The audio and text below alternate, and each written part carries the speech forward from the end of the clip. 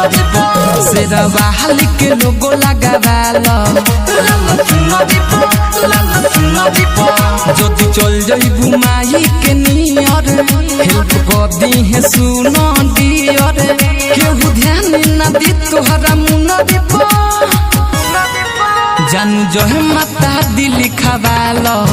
लाल चुनरी पो लाल चुनरी पो सेरा बहाली के लोगो लगावालो लाल चुनरी पो लाल चुनरी पो सेरा बहाली के लोगो लगावालो रजनीश जेके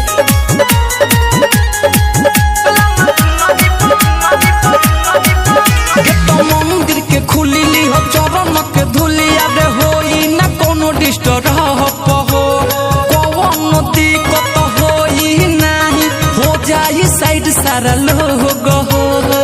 जाई साइड सारा लोग गेट मंदिर के खुली हो चरण के धुलिया रे होई ना कोनो डिस्टर्ब हो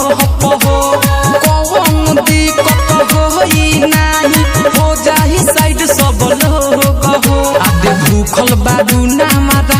रहो डर लागे कि हो जइबू पात रहो माई दया बरसैया हमरा सुनरी पो जान जो है माता दिल लिखावालो लाल चुनरी पो लाल चुनरी पो सेरा बहाली के लोगो लगावालो लाल चुनरी पो लाल चुनरी पो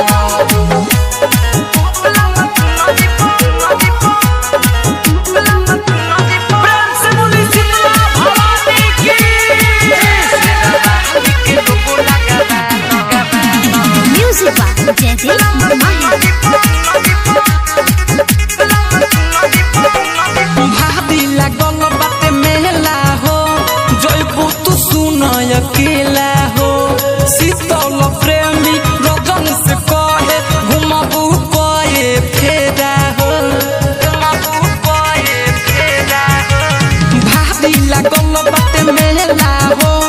जइबू तू सुन अकेला हो शीतल प्रेमी रजन से कहे घुमबू कए फेरा हो आदि माई के नामे तू रट आदि भक्ति से जाने तू हट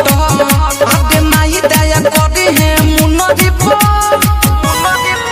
जान जो है माता दिल लिखावालो लाल चुनरी पो लाल चुनरी पो सेरा बहाली के लोगो लगावा